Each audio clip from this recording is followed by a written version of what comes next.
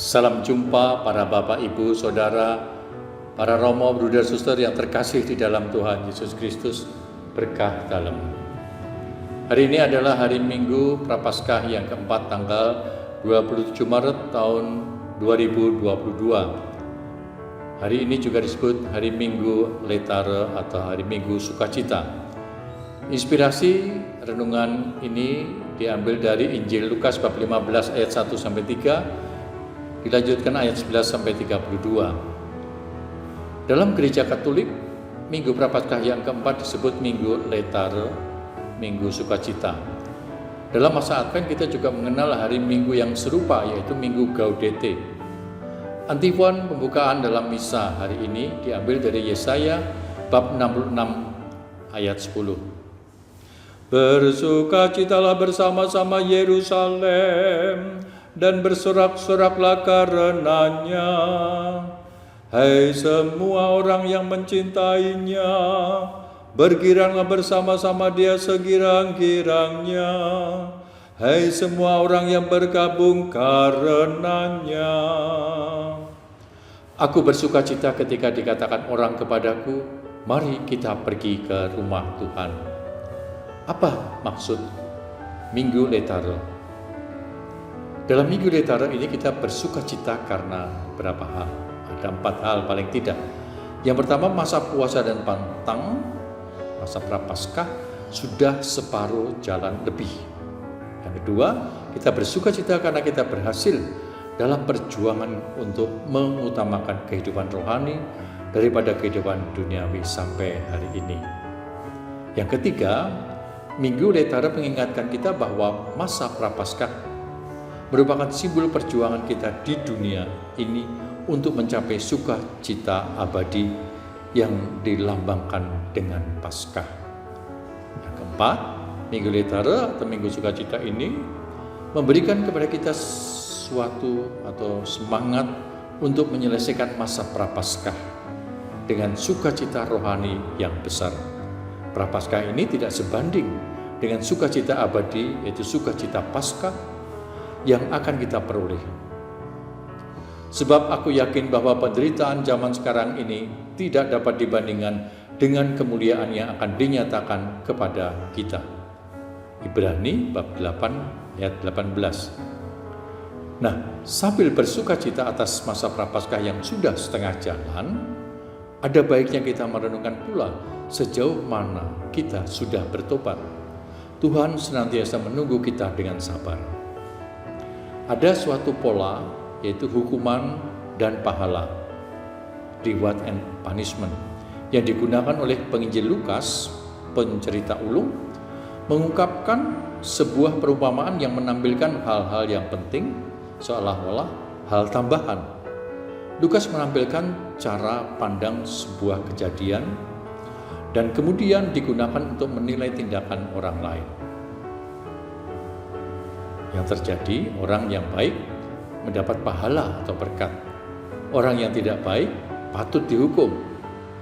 Maka apa yang ayah perbuat, ayah itu berarti ayah dari si bungsu dan si sulung, bahwa si bungsu diberi jubah terbaik, cincin dan sepatu.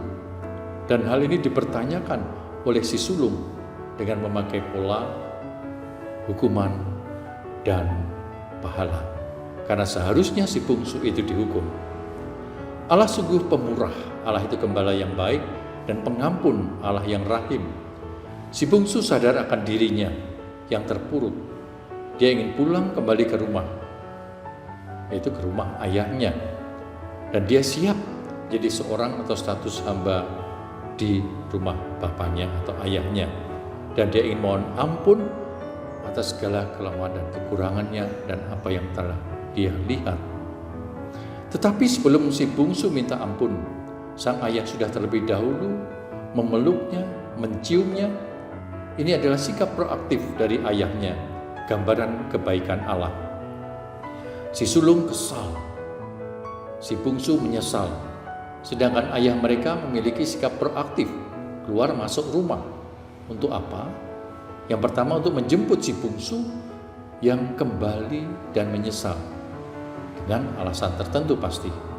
Yang kedua, membujuk si sulung yang sepulang dari ladang tidak mau masuk ke dalam rumah, juga dengan alasan yang tertentu pula pasti. Maka kalau kita lihat sekilas, si bungsu keluar dari rumah dan akhirnya dia masuk kembali.